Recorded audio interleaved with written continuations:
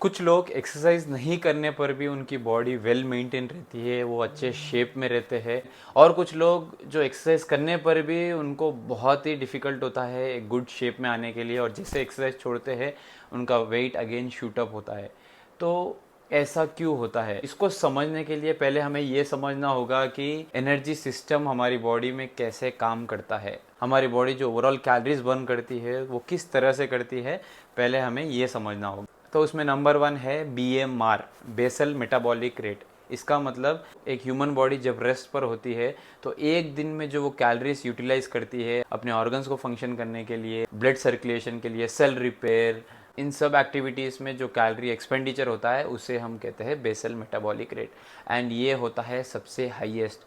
60 to 70% of total calories यहाँ पर burn हो जाती है। मतलब अगर आप 2000 कैलोरीज कंज्यूम करते हो एक दिन में तो 1200 से 1400 कैलोरी आपकी सिर्फ और सिर्फ BMR से बर्न हो जाएगा। एंड नेक्स्ट आता है फिजिकल एक्टिविटी।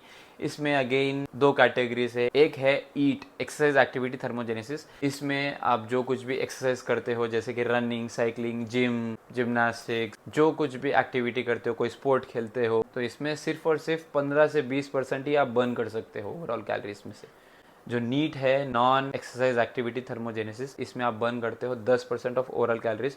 एंड इसमें इंक्लूड होता है वॉकिंग, स्टैंडिंग, सांस लेते हो आप, कुछ सोच रहे हो, किसी से बात कर रहे हो फ़ोन पर, इन सारे एक्टिविटीज़ में भी एनर्जी बर्न होती है। एंड ये आता है इस कैटेगरी के नीचे। And next, TEF, thermic effect of food. का मतलब हम जो कुछ भी खाते हैं इसको डाइजेस्ट करने के लिए भी हमारी बॉडी को एनर्जी चाहिए होती है, जिसे हम कहते हैं थर्मिक इफेक्ट ऑफ फूड। ये होता है 5 to 10% ऑफ ओवरऑल कैलोरीज यहाँ से आपकी बर्न होती है। इंटरेस्टिंग बात यह है कि प्रोटीन का थर्मिक इफेक्ट ऑफ फूड सबसे हाईएस्ट है, next carbohydrate and next fat.